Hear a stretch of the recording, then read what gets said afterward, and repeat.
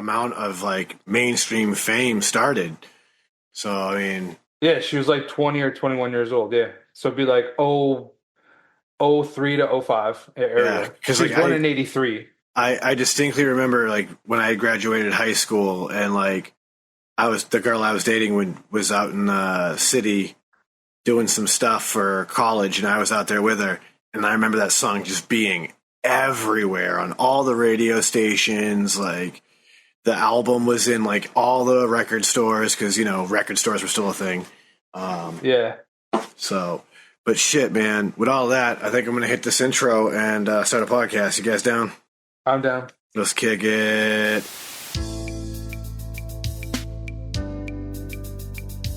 Ladies and gentlemen, I introduce you to Shedtime. What is Shedtime, you ask? Well, it's code for the consumption of cannabis, but it's much more than that. Shedtime's a state of mind. It's art, it's music, it's cryptocurrency, technology, it's food, it's vaping. It can be whatever you want it to be, as long as you're not letting the bastards get you down, not being a dick, and making it fun. When you're in the shed, it's whatever your mind allows you to create. So now let's get to the Shedtime Podcast. Welcome back, ladies and gentlemen, to another episode of the Shedtime Podcast, your source for all things Shedtime, and that's what we do here. So, if you're new, welcome, and if you're an OG Shedhead, welcome back. But yeah, man, Amy Winehouse, dude, what an incredible voice, and I agree, like, utter disappointment that we lost somebody of that talent at such an early age. Yeah, dude, it's crazy. Like, she was 27 years old. That's not old. Man, I fucking lived like a kid that's in senior year, basically, like a grade 12 student almost, since I was 27. And I don't even feel that old. Like, I mean, I am older for sure, but I'm not like an older gentleman. I'm not in that old man category yet. I think the crazy thing is that, like, I guess we're getting into the 27 club here, but she joins that list: Janis Joplin, Kurt Cobain, Jimi Hendrix. Like, I think Heath Ledger was also 27. Like it, not the same artist, but he was an artist nonetheless, I guess. Right. Maybe I'm wrong. Maybe he wasn't 27. But it's wild. Jim Morrison. Jim Morrison. The other one. Yep. I think it's funny too that 27 Club has how do I say this? It is responsible for the origin of the white Bic myth. What's that? So like Bic Lighters. Yeah. Is that what you're talking about? Yeah, the myth has always been in stoner circles that you don't bring a white Bic into the session because it's bad luck and bad shit always happens to you guys when you're out there smoking with a white Bic lighter. And I had so many friends who believed in it so wholeheartedly. And allegedly, the origin of the white Bic being bad luck goes to or relates to the 27 Club and this whole idea that all of the people who were in the 27 Club died in the possession of a white Bic lighter. However, that's not really possible because, Morrison, Hendrix, Joplin, like all those people are people who died well before the white Bic lighter was actually on the market. And like I'm looking at the list of Robert. There's a guy named Robert Johnson who it's like in the early 40s. No, he died in 1938. A founding member of the Rolling Stones, died in 1969. Like this is before, but they're in the 27 Club. Yeah, sorry, like Sean, keep going. The white Bic lighter didn't actually originate till I think it's the late 80s to 90s, which basically means Kurt Cobain is one of the few people, from the, at this point now, later years of that. It'd be like him and Amy Winehouse. Yeah, who would possibly be able to be a part of that. And to be fair, Kurt Cobain was a cigarette smoker. Everybody he hung out with was a cigarette smoker. They were all doing heroin. there were plenty of lighters around. White Bics, I'm sure. Plenty of those, shitty ones that are clear that you could fucking crack out. Like, I'm sure dude, there also, were plenty. like, every one that has, like, a decal on the outside, like that plastic wrap, they're all white. They're all white, underneath. Every single one. That not originally, apparently. Originally, they might not have had those, like, colored ones. So, yeah, basically when I don't know. When they first started wrapping those, it was just reach into a bucket of Bic lighters. Whatever color whatever color. Oh, okay. The white lighter became cheaper for that purpose, and that's kind of where its origins lie, is in choosing to make those and make it cheaper for them so they could keep the price point as close to the non-wrapped one as possible. Which makes sense. Like, I mean, that makes sense financially, I suppose. Unless, like, you were like, oh, we got a whole bunch of blue ones and, like, nobody wants blue anymore. Sure. Then you get rid of those and then you start doing white lighters instead. I mean, the convenient thing with that, too, I always hated those fucking lighters, man. Well, yeah, because, like, as a stoner, right, what did you always do with the corner of it, right? You'd push in the bowl. Oh, see, I would always use it to open beer bottles. Yeah. Same problem, right? Shred it. Mm-hmm. Like, all the people I know that would stuff the bowl with it, like, they'd fucking get all that ash and it would melt. I'm like, it's disgusting. Yeah, I stopped buying any wrapped lighters after a period of time because, both situations, whether it's, tamping a bowl down, popping a beer open, whatever, like, they'd either get ripped up or just start fucking peeling. Yeah, and then you'd end up just having a bunch of homies. Not only that, lighters. but like me and like my set of homies, we all like kind of had our own color of lighter. That way no one could bick you? Exactly. It's like one day we all decided this is my color. You can't buy this color because if you have one this color, that means you took mine. We did the same thing in the neighborhood. I'll never forget my boy Will. He picked orange, and it was nuts. He started stealing them all. Where I even went different size. I went lime green mini Bics. Oh, did you like the mini tall or the mini? No, just the mini, like just the short guy, because that was the only one that you could find in that color. Dude, and then eventually they ended up doing them in the bigger ones, but for the longest time you could only get that specific green in the mini Bics. Not only that, but after you had a cig or two, you just slide it into your pack, and it just fit in there real nice. You didn't have to smoke like 4 or 5 of them. You could smoke 2 and pretty much slide that thing in there. Oh, that's true. Unless you were just a savage, like some people I knew who they'd just jam their fucking pack. Like, they'd smoke one butt, then just jam their finger into this like pack between the cellophane, and then slide it in. Like, don't disrespect them fucking smokes, bro. I was a lighter leash guy for a while. Oh, what? I was never that guy. Oh yeah, dude. I just used a specific kind of lighter that if anybody had it, it was mine, and I was taking it. Yeah, and then one of the homies had the one where he fucking like hung the fucking lighter leash in the fucking middle of his car, so that whenever we're having a fucking car sesh, you just fucking reach for the thing and it just always. Oh, you wouldn't have to be like, "Yo, who's got a lighter?" Yeah, it'd just be right there. Yeah. My boy Sketchy did that, but he wasn't smart. It was just like in the front, so it was good for him in the passenger. But if you're in the back seat, kick rocks. You needed your own. This guy was one of those guys. He's the guy that had like the fucking falling down headliner. You just fucking. Yep. There was a company, I'm sure they're still out there, but they made one that goes around the base of the bong. It's like made out of like a rubber silicone vibe, so that way like it just stays with the bong as you pass it. I always thought that was a good idea. Man, the Bic lighter wars got real.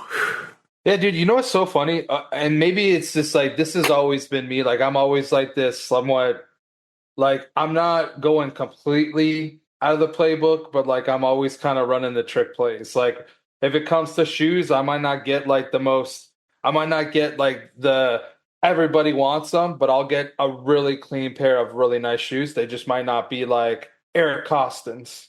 Do you know what I'm saying? Like, I wasn't the kid going for Eric Costins.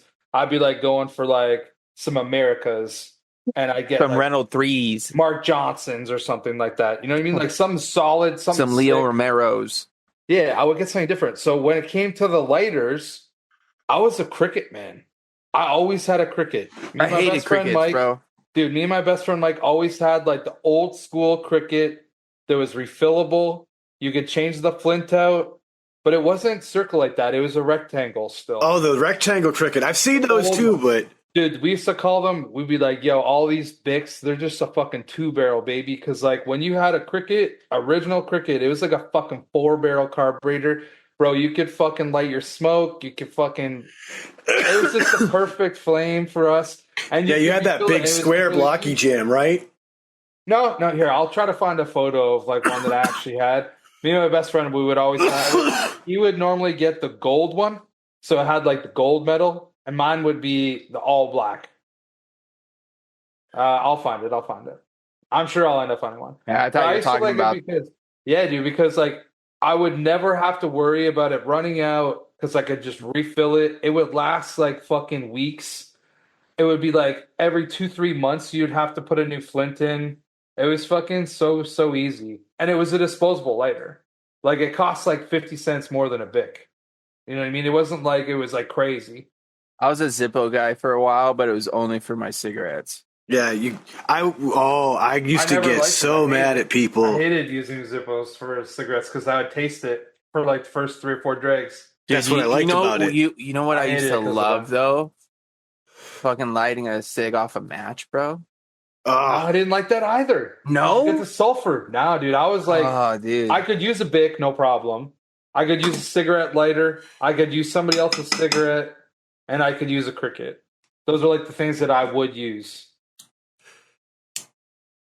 I feel like if Chris still smoked his flower, he would be a hemp wick guy. Yeah, I never got into that, dude. You know what? Maybe would have loved to, or thought about it and tried it. Because I'd get it. I'd get like one fucking wrap of it on a lighter or something, and once it was gone, it was like, all right, that's it. Yeah, I'd end up losing the lighter, and then be like, oh well, that lasted. Like, I even have the Toker Poker, which I love, and is designed so that you can wrap some hemp wick through it, have it ready to go. A little ridges help you hold it in place. Like, I never used it for that. I literally just used it for a regular lighter. And to throw back to the whole not coated ones, like the non-wrapped ones, you can't use the wrapped ones in these because the fucking wraps get jammed in these, and then you can't pull them fucking out without an act of God. Yeah, I tried a few like little sleeves and covers for lighters, and they never lasted long because I'd always either lose it. I lost lighters all the time. I put the one that I got in the chat. Like that's the closest I could find. Obviously, like the one I used was like one. Yeah, I remember those two. Yeah. And then my best friend, he would have like basically it'd be like similar to this, but it would be the same lighter that I had. But it'd be like the same level of gold. Just the metal part was gold. This one's a click, like electric click. Yeah. A flint. But it was the same thing. So it'd be like the same lighter of the black and the top I'm more picture familiar with those. the gold. I was never really a fan of those, dude. I just always rocked the Bic. And I used to hate, like you were talking about, Sean, we used to call them tweaker lighters. Because it'd be the one where you pop the fucking metal off the front and you could just fucking turn it up till it fucking had a flame like this fucking long on it. And then you'd melt it and it'd probably explode. Yeah, or your buddy would have one like that, so you'd take it apart and then turn the flame up all high, so the next time he went to go light a bowl or something, the flame would be huge as shit and he'd burn himself. Those were mad fun to blow up in the street, though. Oh, yeah, throw them at the ground and watch. Well, dude, those are the ones you used to be able to go to like the dollar store and get like 3 or 4 for $1. Yeah. I know, it cost like $1.50 for a Bic. So it was like a throwaway lighter almost. We had places you could go, you get like a 10-pack of those for like $1.50, and it was like ridiculous. Those things are awful. But while we're on that subject of those old disposable lighters, did any of you guys ever use the Jeep lighter? Yeah, dude. Actually, it's funny I love the Jeep lighter. So in America, were there like cigarette brands that were like they were labeled with cigarette brands or whatever? Like they were stickers that were of a cigarette brand? Maybe way back when, like, I was a on kid. lighters? Yeah, no, on the Jeep ones. Yeah, maybe when I was a kid. Well, I'm sure back in the day, like back when they were able to advertise like Yeah, that. because like in the 90s, bro. Oh yeah, like, back then I'm sure like late 80s, early 90s. They had at least two, but I feel like that there was more than two because there was like the two biggest cigarette companies at that time. I'm sure that they're probably still like up there now. Were Players and DeMaurier. Those were like the two biggest cigarettes. Yeah, I'm sure you probably could have got a Camel or like a Marlboro. Yeah, and that's what you would be able to get. You'd be able to get a Players one and a DeMaurier one. The DeMaurier was back red, in the day, you used to be able to blue. save your tabs from either Camel and Marlboro and like fucking cash them in for like fucking prizes and shit. And it was always like branded. Like Camel branded, like ice chest or T-shirt or fucking pool table or fucking whatever. I have a Camel drinking cup from like 1989 or some shit like that. It's like how Monster is like nowadays, how you could save your fucking green tabs for your monsters and turn them in for points. But nowadays, I think dude, or like there's a Call of Duty points on those bags and shit. Or even the old Tootsie Roll wrapper. Oh yeah, if you found the one with the star on it. Shout out to the Indian with the star, man. Yeah, we should just give them to the ice cream man and we get free ones. Dude, I used to love Tootsie Pops, bro. I could actually go for a fucking raspberry Tootsie Pop right now. Honestly, I could go for any flavor of Tootsie Pop right now. I'm pretty much down for all. Dude, cherry, I love, bro. I hated not a big fan of orange. I like the orange. I hated the chocolate ones. I hated the Tootsie Pop ones. The chocolate on chocolate was terrible, bro. Terrible. Oh yeah. But I really like the raspberry, the cherry. The grape was okay. But the orange, that was whatever. But dude, they came out with a bunch of like new flavors. Like as the years went on, like they had like a fucking watermelon one that was pretty good. They had like some sort of like lemon one, I think. A banana one that was pretty fire, I think. Same thing with like Blow Pops, dude. Remember Blow Pops? Dude, I loved Blow Pops when I was a kid. Yeah, who made those? Was it Gem or something? Charmed Blow Pops. Yes. Dude, those things were fire, bro. Like the blue dude, the black ice ones. Remember those? Where it was like they were like a clear sucker with black gum on the inside. They look. I don't remember that. I don't remember that at all. Dude, look them up, dude. They were so fucking good, bro. But dude, all the flavors of those were fire. They did a limited edition caramel Tootsie Pop. Yeah, they did a few like that. Like I think they have like an apple one now. I decided to just kind of look up and see like what are the some of the Tootsie Pop flavors. Dude, okay. I'm getting ideas for us again, guys. We've been talking about it long enough, Sean. We need to get on doing another snack episode. We do. We need to figure out what it is, what kind of snack it is. We need to narrow it down and fucking find somewhere to order some shit, and we need to do it ASAP. I'm with it because I'm looking up the flavors now. So the standard flavors of Tootsie Pop are cherry, chocolate, grape, orange, and red raspberry. Yep. Then you have tropical storms, strawberry banana, citrus punch, berry punch, lemon lime, and orange pineapple. The I'm only intrigued. one I think I've had of that is the lemon lime one. I don't think I've had any other ones. Then you I've never had any of that other line. Then you have a wild berry assortment. So there's wild appleberry, wild blueberry, wild black cherry, wild cherry berry, and wild mango berry. Ooh, those sound fire. I've never seen any of those, I don't think. Then you have some non-standards. So there's pomegranate, which was rotated as a 6th flavor in 2012. Blueberry, rotated as a 6th flavor in 2011. Lemon lime, rotated as the 6th flavor in 2004. Blue raspberry was rotated in 04. Watermelon rotated in 04. Strawberry in 04. Strawberry watermelon rotated in the 2015. We also have pineapple, tangerine, and fruit punch. Ooh. And according to this, they can be purchased in single flavor bulk from, like, I'm assuming the Tootsie Pop people. I'm sure. Then this shit gets crazier. There's some additional flavors they make. So you have strawberry, vanilla, cherry for Valentine's Day, green apple, black cherry, strawberry, kiwi, tangerine, pineapple, mango. Those are separate flavors, not all together. The banana, the lemon, tropical punch, wild blackberry, and strawberry watermelon. Then there's seasonal flavors. You have a candy cane Tootsie Pop and the caramel Tootsie Pop. Then you have. I could actually get behind a candy cane Tootsie Pop. I feel like chocolate and peppermint. I could fuck with that a lot. Probably wouldn't be bad. Yeah. I think that I'd like that more than the caramel one. I could dig the caramel too. The caramel I think would be pretty fire. Caramel with a Tootsie caramel. It'd be like hard a Werther's candy and a Tootsie Pop together. Yeah, over like a Tootsie Roll. Sounds fire. There's also the sweet and sour bunch flavors. They come in a package of 8 assorted. You have sour apple, sour blackberry, sour blue raspberry. Then there's lemon, cherry, grape, orange, and raspberry. Wow. Then there's Tootsie Fruit Chew Pops.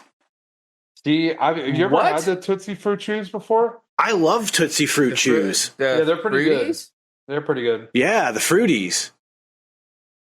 I didn't know they had those in Pops now. I didn't know either, bro, but they I didn't know that's what they're called. They have orange pop. Tootsie Rolls are called Fruity Rolls. Yeah. Oh, okay. Some markets do call them Tootsie Fruit Chews also. I think that's what they are here. Yeah. That's why they might have been Fruities back in the day, and I just never stopped calling them. They're still out there as Fruities also, James. It's okay. It's weird because, like, this sounds strange, but as a quick, like, sugar boost, if you're, like, starting to have a sugar crash in the gym, so fire, dude. The gym carries grape Fruities. Ones, though. But these Fruit Chew Pops, you've got an orange pop with lime center, strawberry pop with a lemon center. Okay, I like the ingenuity here. Right? Lemon lime pop with an orange center, and then blue raspberry pop with the cherry center. Okay. All of those sound fire. I see why they kept all the citrus together, but I kind of would have liked the lemon. I like the strawberry lemon, though, because you're getting like a strawberry lemonade idea.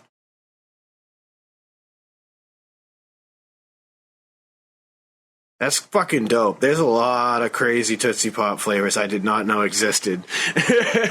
Now we need to go check out the fucking Blow Pops, bro. We were talking about those. You need to see the Blow Pops. All right, we're on it now because this is another good question. Speaking of other snack foods, while I'm pulling all this up, I just found out Lay's Kettle Cook dropping Cajun flavored. Oh, wow. I'm a big fan of some Cajun fries, so I feel like Cajun Kettle Cooks are going to be pretty dank. So apparently, Tootsie Roll Industries owns Charms. I can see that because honestly the flavors of the lollipops are pretty much the same. I always thought that myself, and yeah. Who makes Tootsie Pops?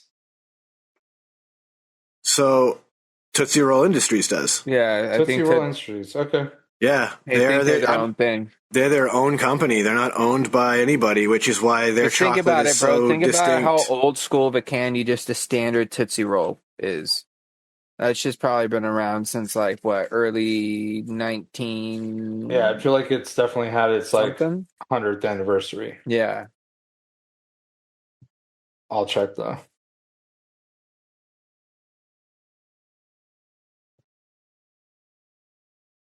Here we go. So apparently the Charms Candy Company was a candy company founded in 1912 and sold to Tootsie Roll Industries in 1988.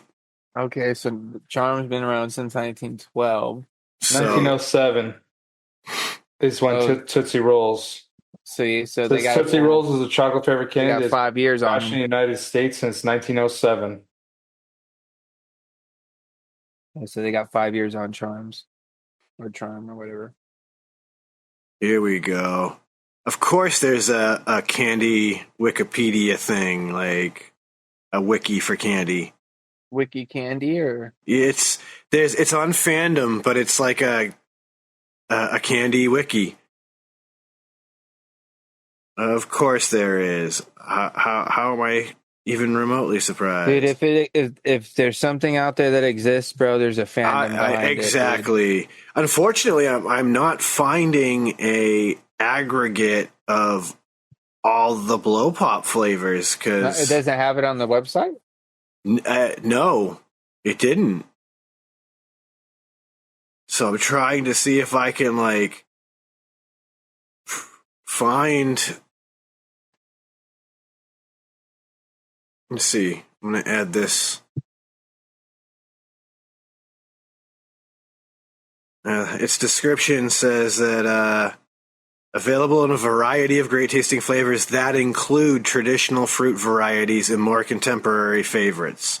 And they list just a few examples like kiwi, berry blast, black ice, watermelon, and the brand's most popular, blue raz. Pops is the world's most popular gum-filled lollipop. But that's as deep as they're getting. Oh, wait. I might just be blind. I think I found it. All right. Found it. I'm just dumb. This happens. This is what Shedtime does. We have cherry, strawberry, grape, watermelon, sour apple, blue raspberry, cherry ice, black cherry, watermelon, kiwi, berry blast, the black ice, blueberry, crasberry, tropical berry, blackberry, and raspberry. Now, I'm not sure what the craz or crazeberry is supposed to be. It's gotta be cranberry, That's raspberry. what I'm imagining. I think they have different ones too, because then you got I don't know where is it because they used to have a bunch of sour ones. I'm gonna say I thought there was a whole sour mix too. There used to be. Oh no, it's sour ball candy balls.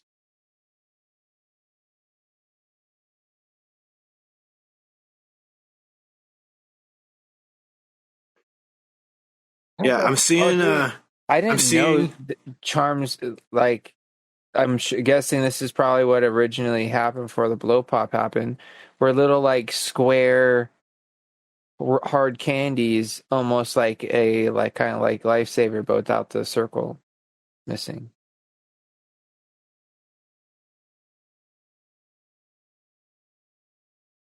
I'm guessing we're remembering wrong, and there wasn't. Or it hasn't been a sour one in a long time. No, there used to be all like a whole sour line, dude. Oh, sure. Charms Super Blow Pop Sweet and Sour. Yeah, Super Blow Pops, bro. That dude, Super Blow Pops had a few different flavors. Like they had like a watermelon. Yeah, because like this one is like a split flavor. And it looks like you got like the top half is one and the other half is like another. So you're probably getting like sweet on one side, sour on the other. But I can't tell from this picture what all the flavors are. I'm seeing like peach and something, and that's as best as I'm getting. It's also a very expensive box at $31.99 for 40-something lollipops, I think it said. Oh, here we go. I might be able to see it from here. We've got cherry, blue raz, strawberry, grape, and watermelon. Those are all the flavors for the Super Blow Pops, the sour ones. But yeah, dude, I used to love the fucking Blow Pops, bro. Like, all the different flavors, all the ones that didn't come in the standard pack. So, like, the cherry ice, the black cherry ice, you know, like, all of those ones. As well as, like, the watermelon. They had, like, a different watermelon one that was fire. I just love candy, dude. I know you're also a Little Debbie fan. Oh, dude, my sister showed me a picture today, Sean. Little Debbie makes candles now. Yeah, bro. I believe I've seen something about it. Your boy's about to go to Walmart or wherever I could find one and get a fucking honey bun candle to just keep burning in here all day, all night. But anyway, The Christmas release is happening now. Yeah. So, dude, I missed out on all the other stuff. I didn't get to see any of the crazy pumpkin stuff. So they've got the classic Christmas tree cake and stuff, right? But they're dropping some new things. We're gonna have Christmas mini muffins now. We're gonna have a Christmas cake mini donut. Oh, you know what I did have though, Sean? Is I did have the pumpkin mini muffins. Fire. Those were fire. Pumpkin mini muffins, huh? Yeah. I believe those Little Debbie mini muffins are dangerously good. They are fire. And there's 5 in a bag now instead of 4. Yep. I did. I believe we talked about that when I first found the news. I was like, yo, dude, finally. That one extra one is the perfect. It's exactly enough to like get the fix that you're looking for without being too much, and still to where it's not leaving you like, fuck, dude, I could eat like a whole nother bag, even though most of the time I do. So your full release for the Christmas lineup of Little Debbie this year is the Blueberry Vanilla Christmas Mini Muffins, Christmas Tree Cake Donuts, Christmas Gingerbread Cookies, the Christmas Tree Brownie, a Snowflake-shaped brownie, so that one will have like a white frosting instead of the Christmas tree, Cherry Cordial, which will basically be like a moon pie with cherry filling, classic Christmas tree cake, and then North Pole Nutty Buddies. So what are they? White chocolate? And They're like a white frosting type exterior with like a red frosting ribbon. That's what it's exactly what I imaged in my head. Or imagined. Yep. I imagined real hard that exactly. But lots of good Little Debbie snacks dropping now that the Christmas line is starting to hit stores. Dunkin's fans, if you are a peppermint mocha fan, by the time you're hearing this, your local Dunkin' Donuts may have peppermint mocha back out. So keep an eye out for that if you're a fan. It is coming soon. Is that like a donut or a coffee? It's coffee syrup. Or drink syrup, because obviously you can put it in lattes and all that other, a few other various warm beverages. Speaking of that, like hot chocolate, even fuck. Like probably about a year or two ago, my mom got like a nice little setup of a bunch of different like flavored syrups you can add to like your coffee and such as, and she got a pumpkin one not too long ago, dude. And of course, nobody in the house likes it except for me. So it's like my own personal, like, pumpkin flavor shots, dude. Dude, I made myself a cup of coffee the other day. It was one of the first cups of coffee in a while I didn't put any sugar in. Because instead of sugar, what I've been doing is I've been substituting it for some raw honey. You know what I mean? Because I'm like, I can get behind that. It gets the sweetness, and it's healthier than just like fucking teaspoons of sugar. You know what I mean? And I'll just like when I'm at home, I just put in like the flavored creamer, and it's plenty sweet enough. And I put I think I put 2 or 3 shots of that pumpkin flavor in there, which is also typically sweetened. Exactly, with a small dash, just enough to like change the color of the coffee, because I don't like it super black. I like it just a little bit creamier, you know what I mean? So I just put maybe one, the equivalent to 1 creamer in it, you know what I mean? And dude, it was probably one of the best cups of coffee I had in a long time. Dude, I actually just bought pumpkin spice when I was in the grocery store yesterday. I went grocery shopping, and they had pumpkin spice coffee creamer. So it's Coffee Mate or International Delight. Whenever whenever it's in the store, I'll try to grab a couple and I'll freeze one one or two, like depending on how many I get, and then just like break them out like after it's gone. So it's like, oh yeah, dude. The crazy thing to me freezer is that like if an establishment had pumpkin spice year round, I will wager it's there are enough people who will drink it year round. Oh, but here's the thing, Absolutely. though. They don't get the fucking crazy bump around this time of the fucking year whenever they do drop it, though. Oh yes, the fuck they would. Because then everybody that will be in the mood for this time of year, they'll go.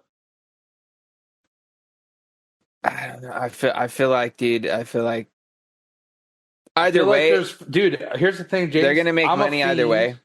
Okay, so like I will drink it all year round. Oh, for sure. I'm not going to stop drinking it in the time that the holiday season comes and everybody else is drinking it. I'll be already drinking it. I feel like it's probably a little bit of a fumble, but like maybe it's just easier for them to do it that way because then they can like kind of rotate their seasonal shit. Well, yeah, it's a money thing, right? I think it's a way to like help because you'll get candy cane creamers, like boost sales on specific things because they know it's only going to come around this time of year, so people just fucking wait on it, and when it happens, they just fucking go nuts. The problem is those that like certain products like that have a shelf life, right? And it's like I can only buy so much before I'm really pushing my luck with the shelf life of some of these products. Oh yeah, you know, and like some of them, like they don't reconstitute after freezing, so that's not going to be an option. So it's like it's a game that you play, and like I get it. Like I know it's an investment thing, and it's like, well, we can't afford to be holding all this stock that's going to move at a snail's pace compared to when it's a seasonal release. So we'll make it a seasonal release.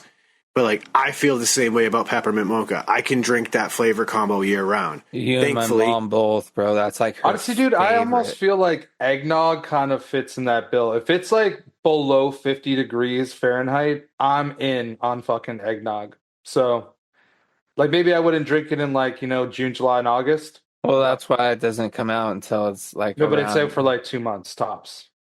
Like you'll see it in grocery stores in November, and by January it's done. I will counter that. Well, up here, that's the way it is. It's in store. It's been in stores all October here. Dude, honestly, can we talk about this for a second? Since when is October the time to start putting out Christmas shit? Are you guys seeing this already? Like, I'm seeing stores already like putting out their Christmas shit.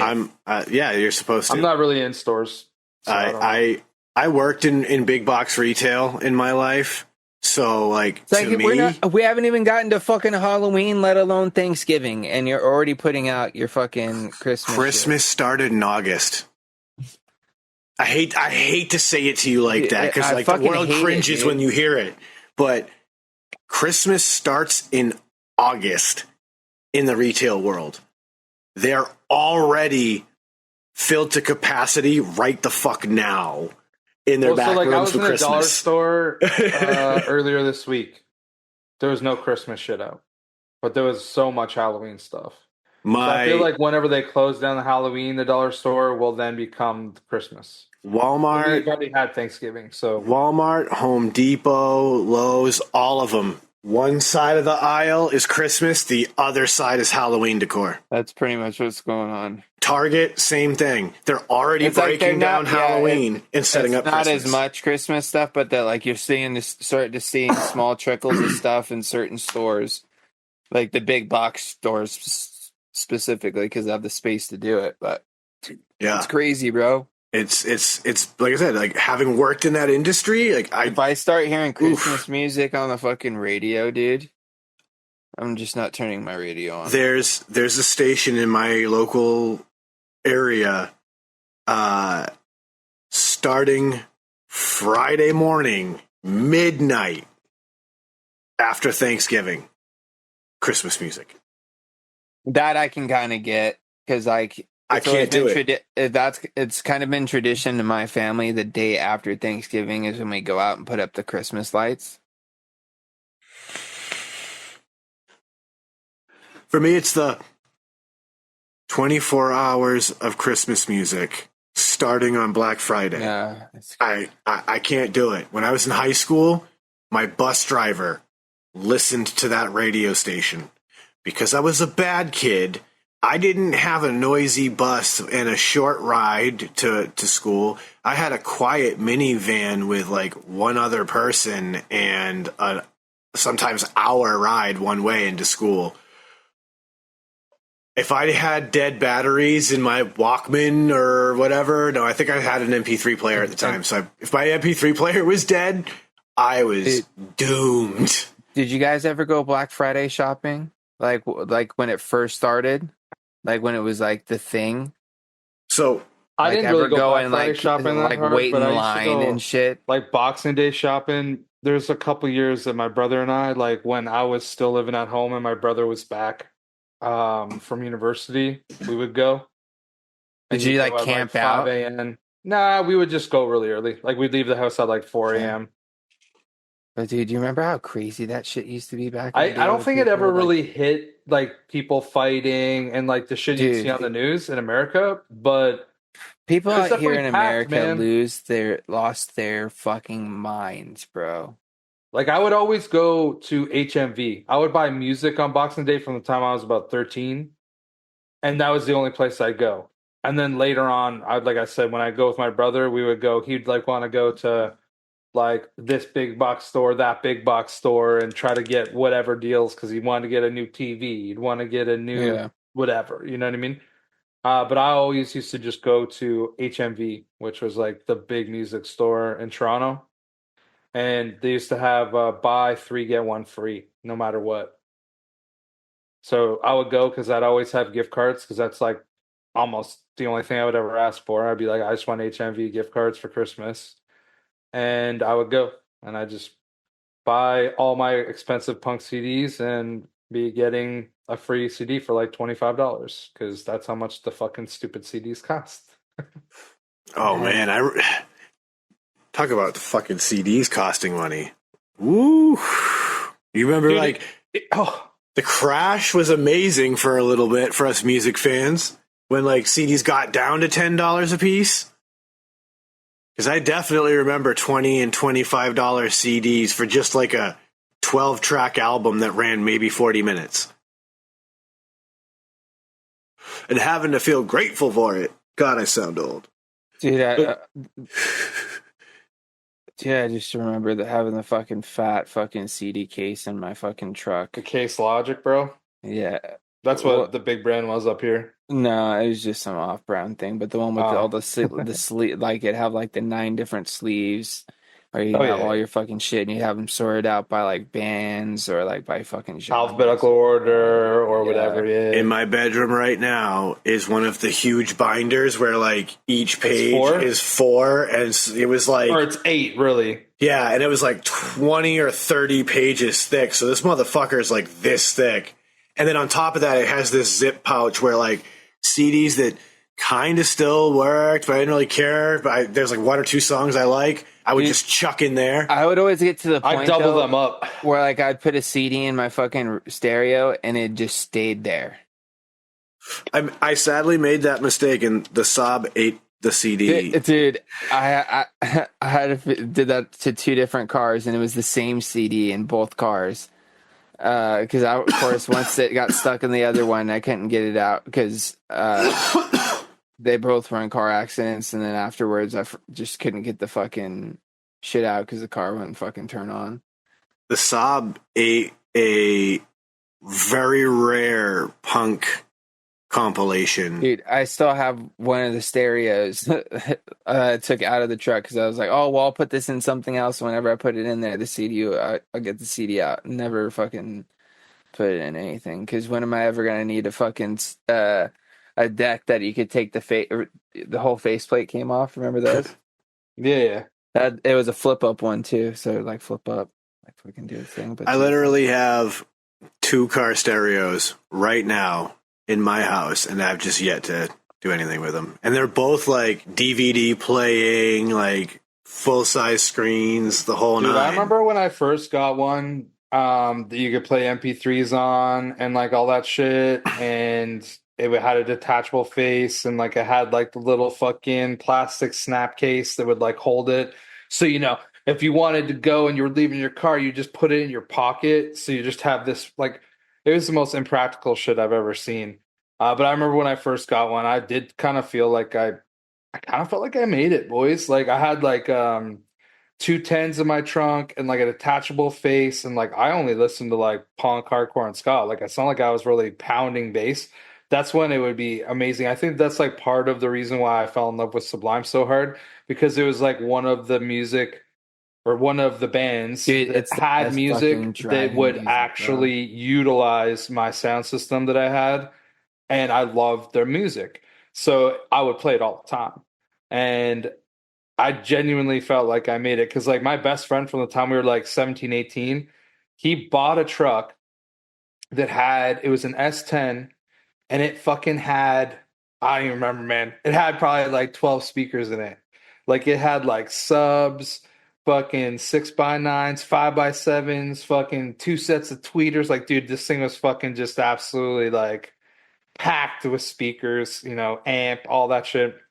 And I always was like, I need to be able to pump music like Mike can. This is fucking Dude. ridiculous.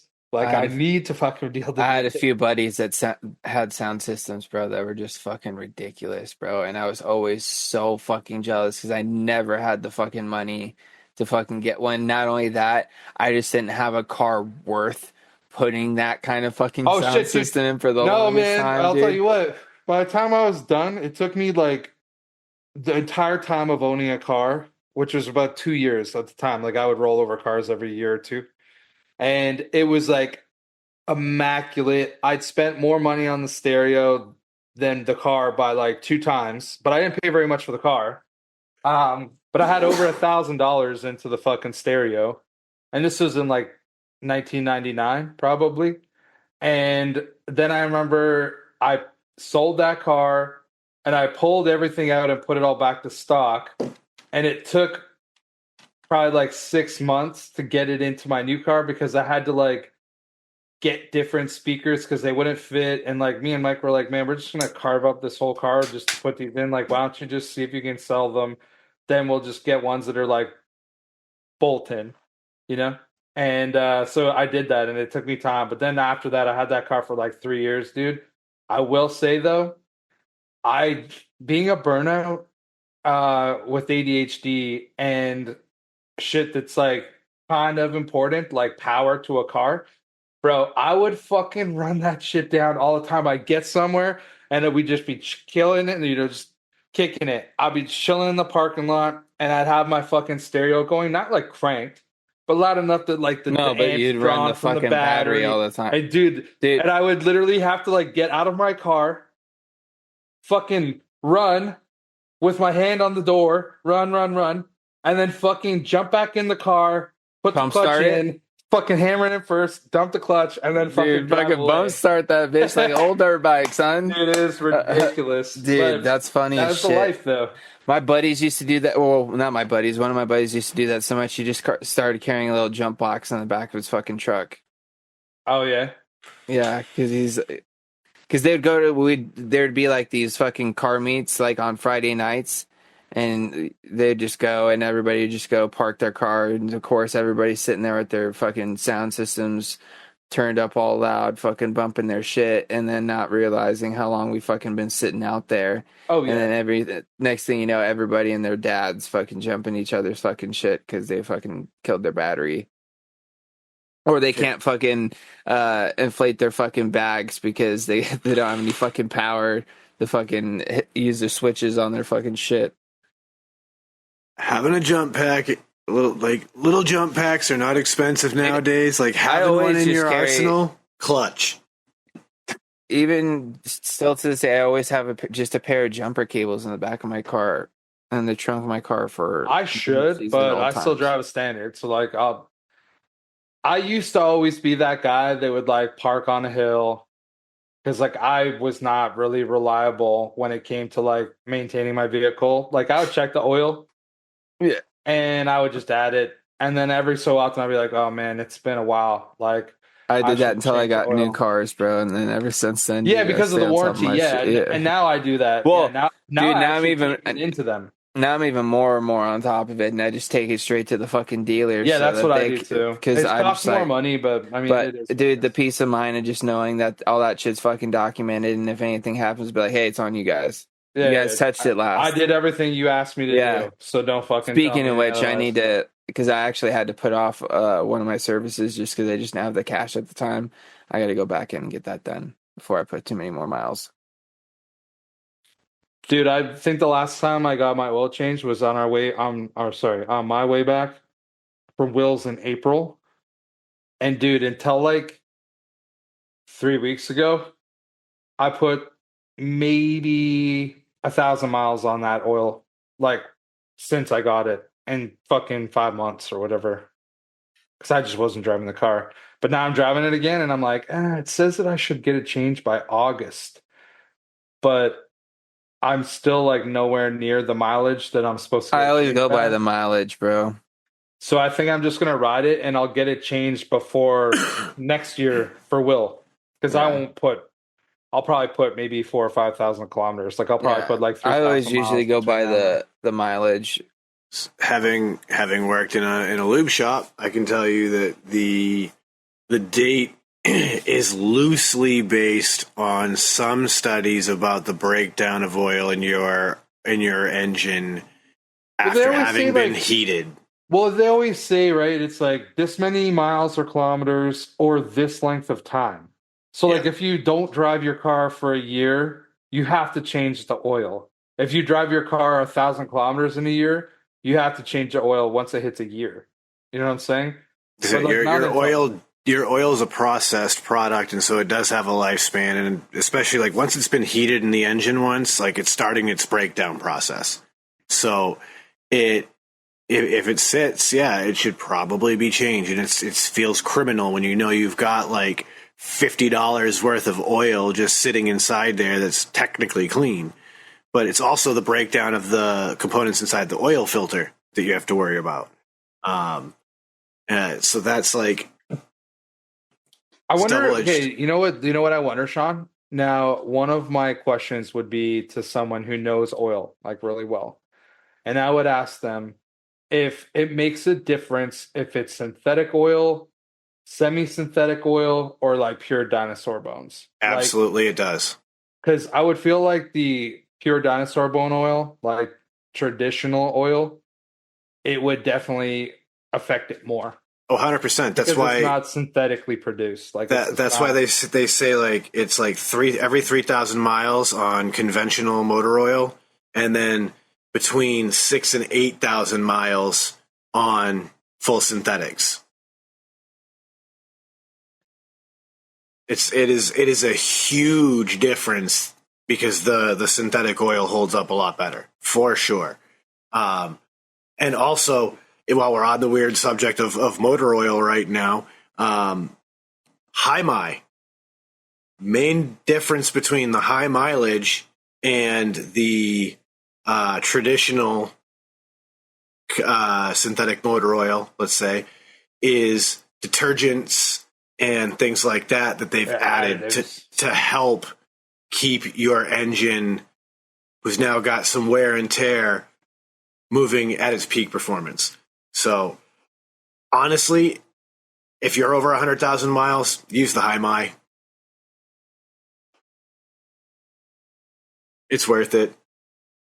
You'll be able to get the extra life out of that engine. And nowadays, cars are expensive. Money is tight. We want to stretch that shit as far as we can go. Yeah, dude, shop costs are like getting crazy, just everything.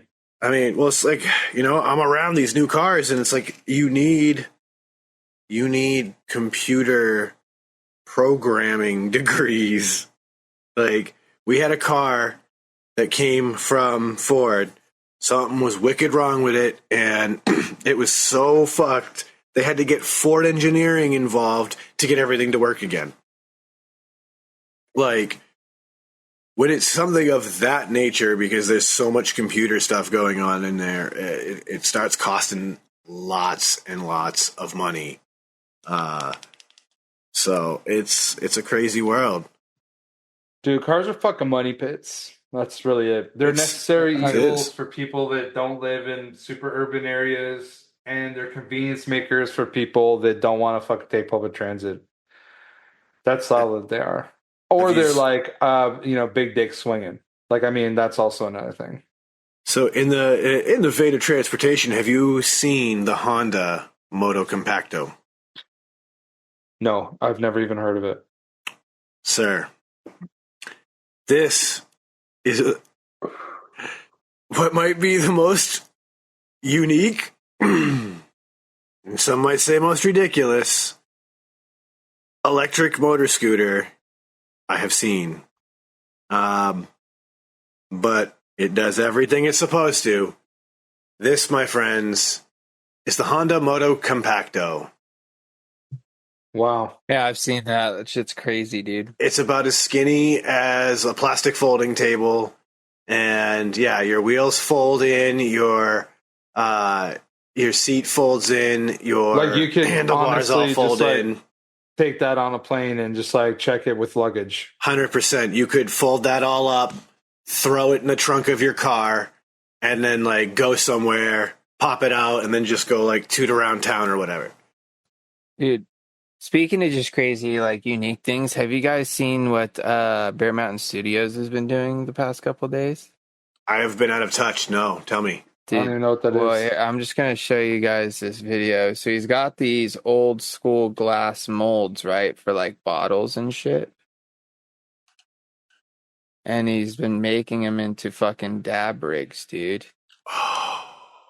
So you can see it's got a stem on it. Sorry, it's the fucking... He's got a full nail on there. He's taking a fucking dab out of this fucking thing. Yeah. There's another one, too, that he did. Let me see if I do this. Maybe this will help. This one where he's got another, like, old school, like, perfume bottle mold. And he turns... Fuck. Oh, my God, dude. He turns it into, like, a little... There you go. Now you can see it. That's cool. And it's got, like, the fake fucking old thing. Like, perfume little spritzer on it or whatever. Yeah, Dude, like that shit's crazy, though. I love that. That's amazing. I want 5. Right. Like, I want them in different colors. I want some to be UV. Like, I want a lot of those. Those are dope. Speaking of other weird tech and stuff that we've all come across, maybe. How about a completely all-natural air purifier and humidifier? And it brings nature into your home. Okay. Meet Yep. the Moss Air. You grow a little patch of moss inside this tiny terrarium, and it acts as both a humidifier and an air purifier. The moss is obviously helping to, create oxygen as it, consumes the carbon dioxide in your house. It will produce humidifying mist out the top, or it will mist the moss and act as a terrarium. Yeah, okay. So I've never heard of that before. That obviously looks very small as well, but it could be just like the video makes it look small. Like, could you get something, I'll say similar to that, some similar effect if you had like a tree in your house? So from the perspective... Like an actual tree. I mean, like not like you're in a tree house. I mean, like you have an actual tree growing. Yeah, there are trees in malls. The aspect of having living plants in your house will 100% act as a air purifier. Oh yeah, I guess you wouldn't have to have trees. You Yeah. just have plants. 100%. I You're really right. jumped over the easy part there. Yeah. Like any like live plants will help do that. Absolutely. They will consume the carbon dioxide and increase oxygen in your home. That's what plants do. The humidifier aspect, no, you'd have to buy, probably a $40, $50 humidifier. Be this big, bulky, ugly thing you put in the corner. And They're way more than that, by the way. Okay, see? Well, actually, I don't know. I Maybe bought if you buy like a dehumidifier, and it was fucking way more than that. Yeah, my dehumidifier is not cheap either. It was probably like $250 US. You can get some for less than that, for sure. Oh, I'm sure you can. And depending on the size of the room and everything, you can.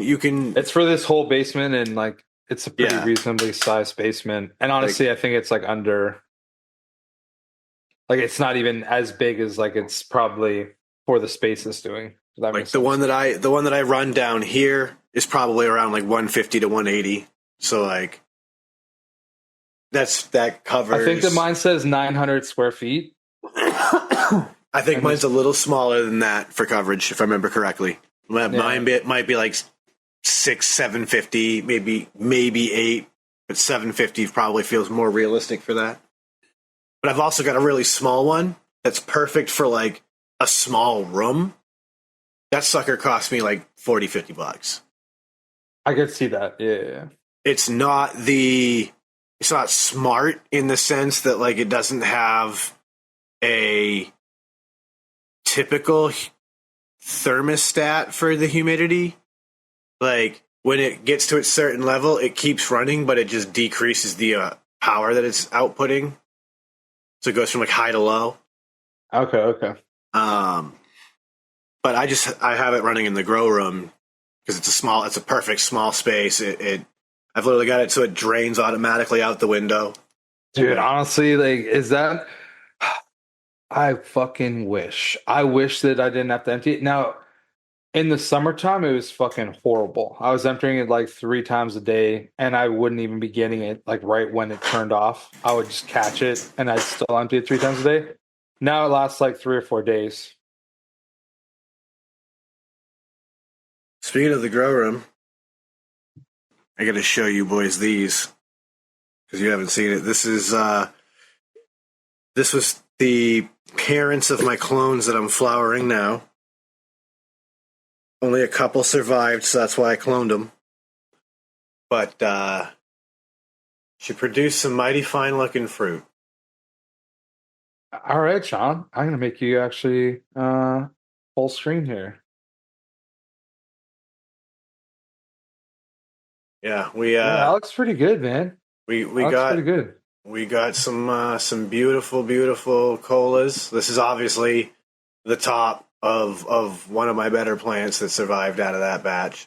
Oop, wrong way. Here we go. There's the lens. But yeah, gorgeous, gorgeous nugs. Lots and lots of red hair. Tons of fucking hairs. That top nug looked real good, dude. That cola. We got another cola from one of the smaller branches right here. Oh, yeah, dude. The The only thing that anyone could ever say would be I've never really seen that many people achieve those really, really dense nugs, but that could also be the strains are not. Oh yeah, allowing it to be it's dense. very strain dependent. Sure. yeah, It's that doesn't look airy. I'm not saying it looks you say super airy. it's dense in the when you try to squeeze it, it's dense, but it's I've got these 2 little nugs that sure, I might have been able to push this another week, and I might have gotten these to be a little bit tighter in here, but it was one of those I'd already gone into week 9. I think it was 9.5, maybe almost 10 weeks into flower, and I really wanted to try to make sure that I was catching the crystals at the peak, and I don't think the camera can really show just how heavy in trichomes these are covered. I mean, it looks really good. So How freshly did a great job trimming those up too. How freshly cut is it again? So this got cut a week ago. It was super dry in the room, so I had them only drying for 5 days maybe before they were passing the snap test, and now they're. So they've got at least a good week or two, right? Yeah, I mean they're on day 4 of the cure. Right now. So if they've got that bounce right now, or you're already squeezing them and they got a little bit of bounce back, dude, that's pretty much what they're gonna be. You know what I mean? Unless it gets crazy, crazy dry, which hopefully that doesn't happen. That's the beautiful thing about the herb saver is that I have perfect humidity control. But yeah, dude, those ones look pretty schmexy there, Sean. So that's the good thing is that these parents I wasn't so careful with. I just kind of let them do their thing, and just tried to maximize their feeding, make sure that they were good. Their offspring are going fucking insane. I've got one that's definitely pushing 5 feet tall right now. Dude, that air riser sounds like it's working hard right now. That's not the air riser. That's the vacuum inside the jar, making sure that we pull a seal. You're muted, Chris. Chris's mute button is still engaged. Damn it! I said a bunch of good shit. Yeah, dude. I saw you going at it, and I tried to tell you. But I'm high enough that I'm just talking through the mute. Yeah, I was saying, and I'm not going to get it as good, so I'm just going to say it straight up. The thing is really light. I thought it was going to weigh 3 pounds easy because it just looks very sturdy. You hold it. It doesn't feel cheap in any way at all. But why, did you get one? So light. No, I saw Sean's. Oh, yeah, that's right. Yeah. That is a solid aluminum jar with a nice, well-built lid.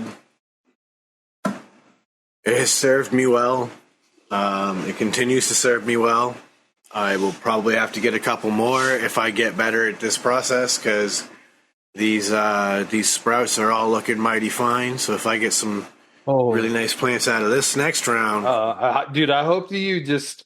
Honestly, Sean, this is what my hope is. For as long as you have the passion in wanting to grow it, I hope that you just forever are just evolving as a grower and getting better and better at it and then growing just the creme de la creme of bud. And then I get to try it.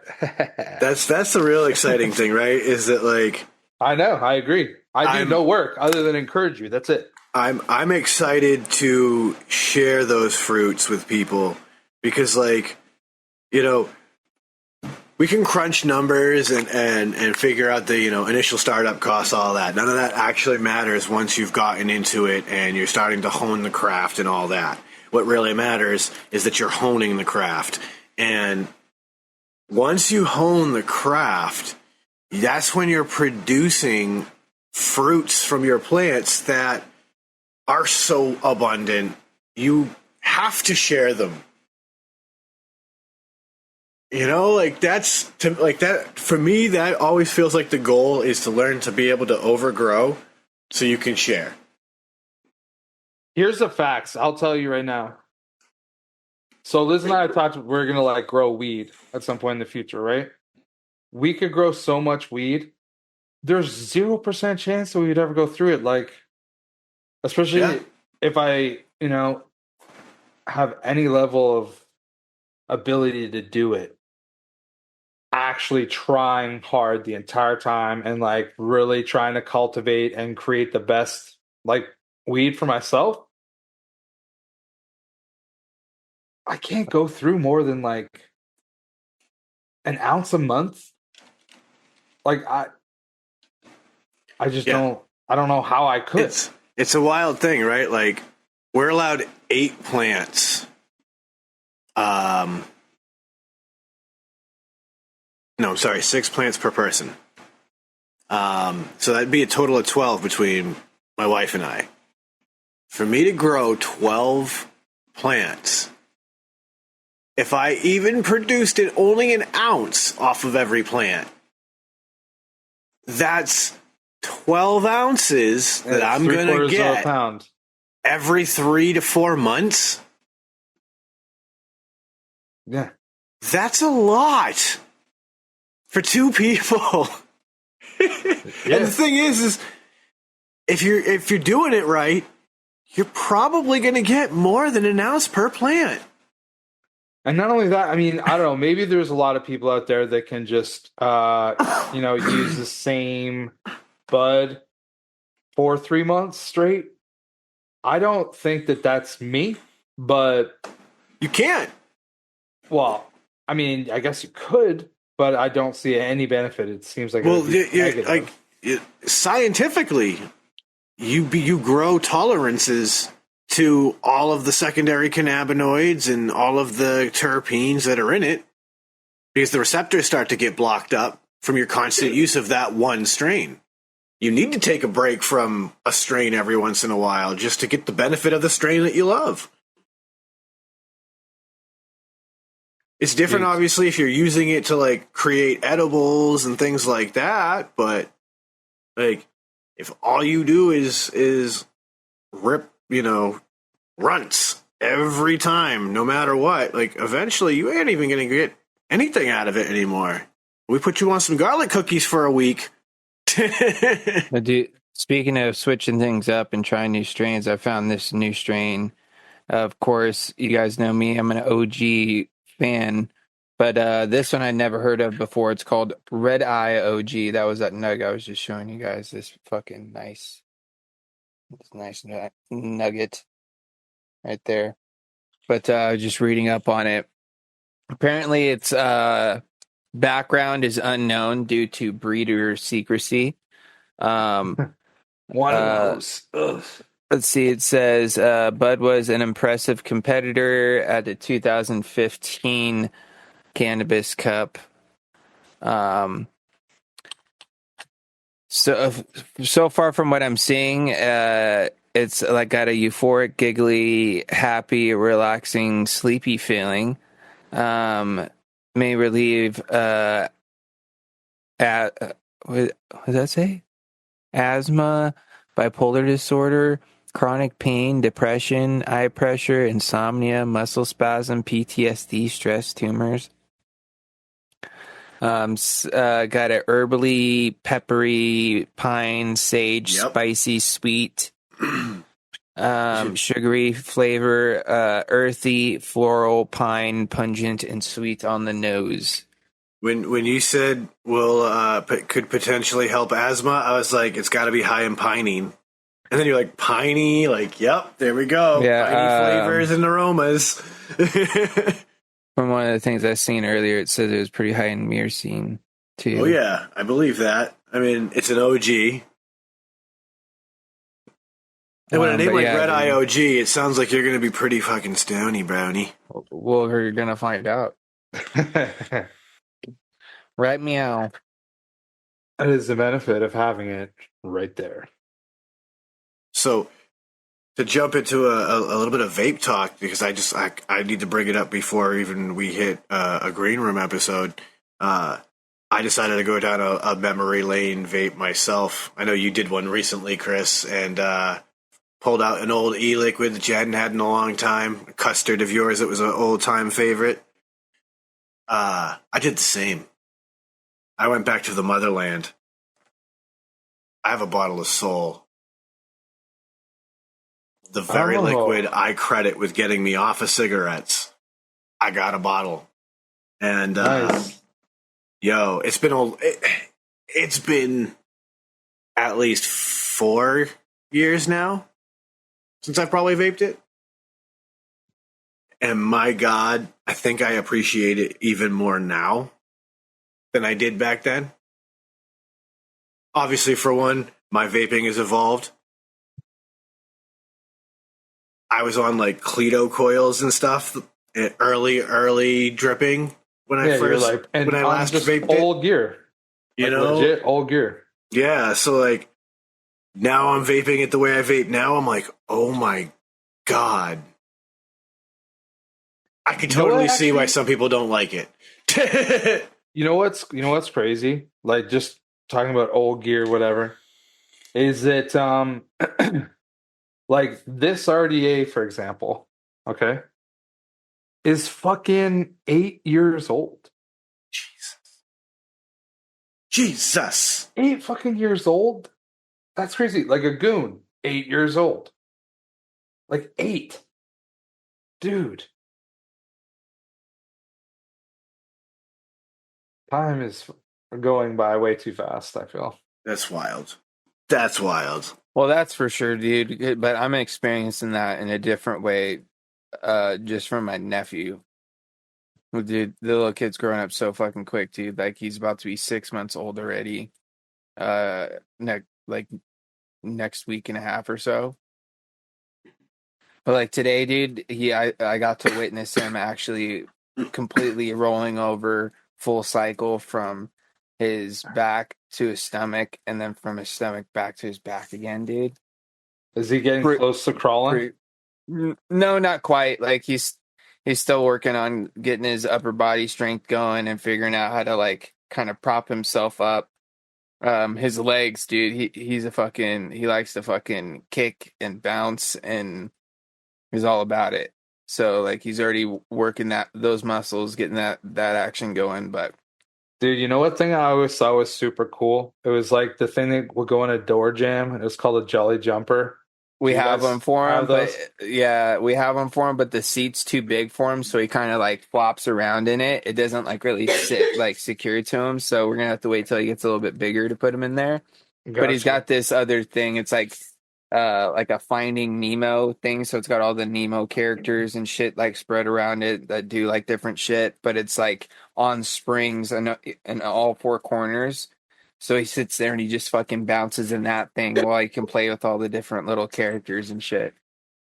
And dude, he gets in there, bro, and starts fucking going ham, dude. It's so funny. And dude, what's the best part about it is like the last few times he's been in there, like he'll do that. He'll just like get like a fucking burst of energy and just start bouncing all crazy. And then all of a sudden you hear it stop bouncing. You look over and he's just knocked out.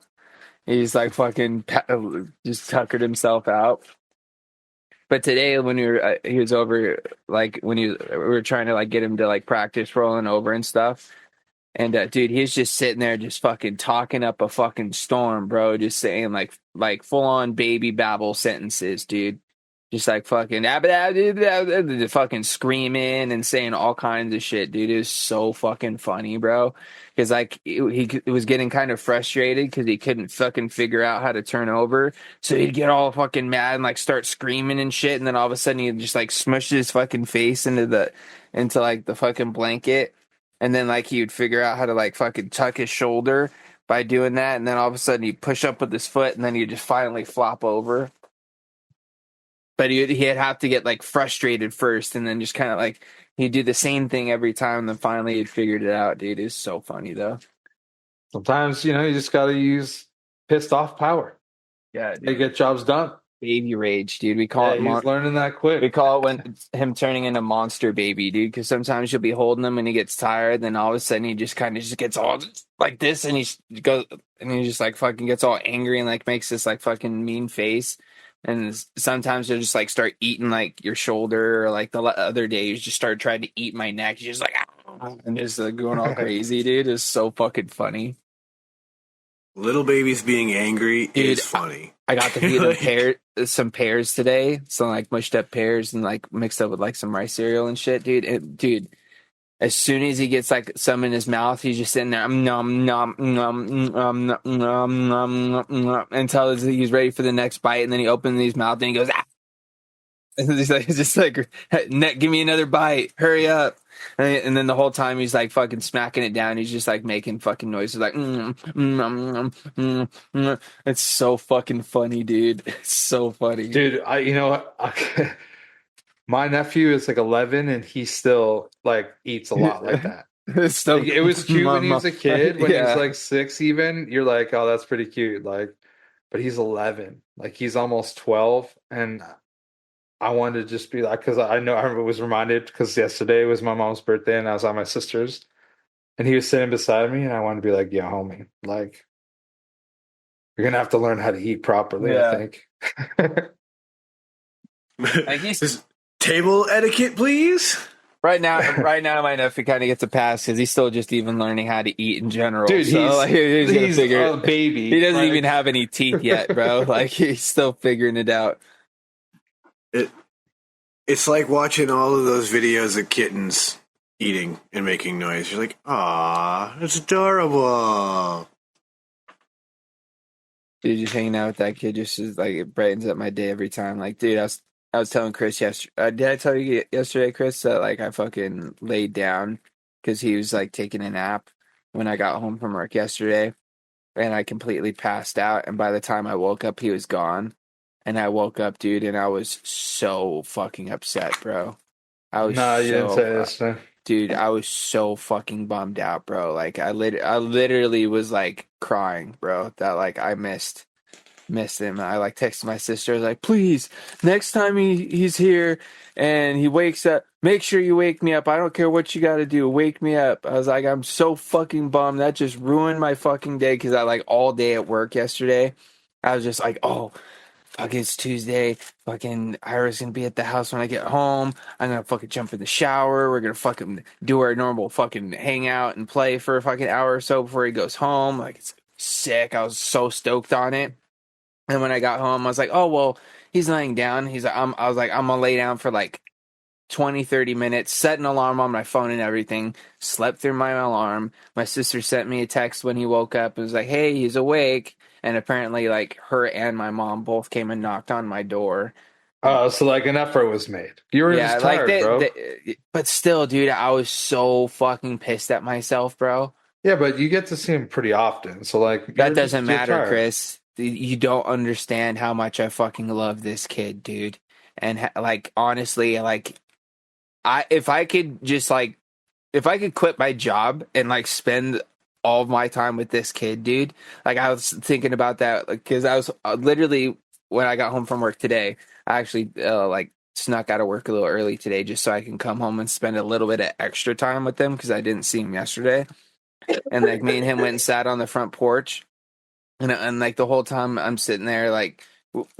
We're just vibing. He's just like looking around, but like as he's doing it, he's like fucking petting my arm and like kind of like pulling on like my arm hair and just like kind of like I could just see him just absorbing the world and like just like the moment. And dude, I was all getting all emotional. And I was like, dude, if I could just do this all day, every day, I'd be the happiest fucking guy in the world, bro. This is it. This is what I need.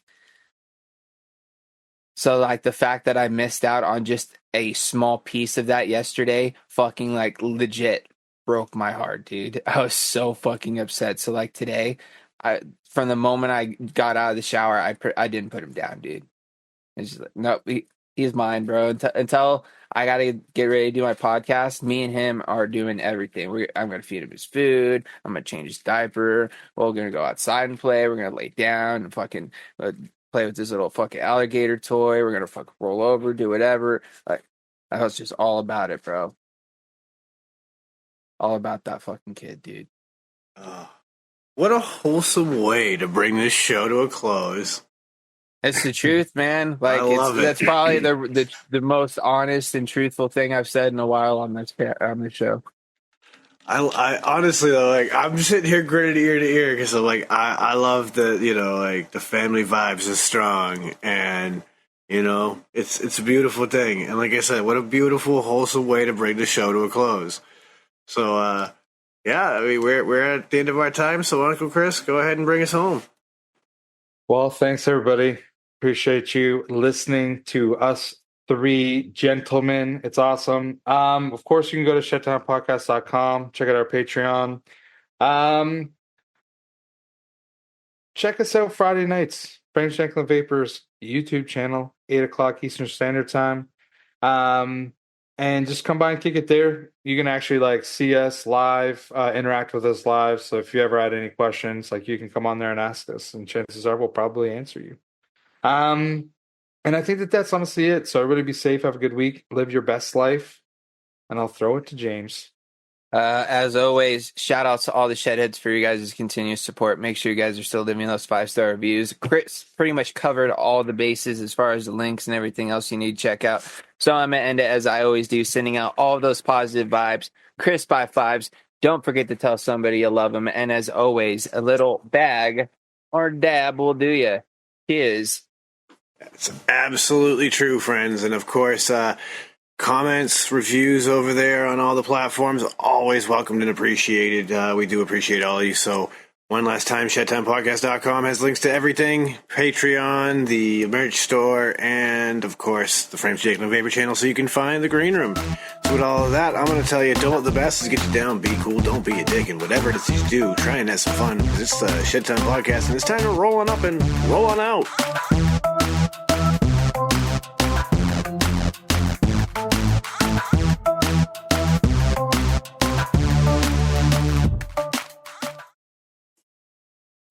And I still got some of this infinite swirl by the end of the show. Proud of me. Yeah. Oh, I thought I had coffee left. I don't. The 7-Eleven's been out, bro. But I've got a Freedom Fusion here.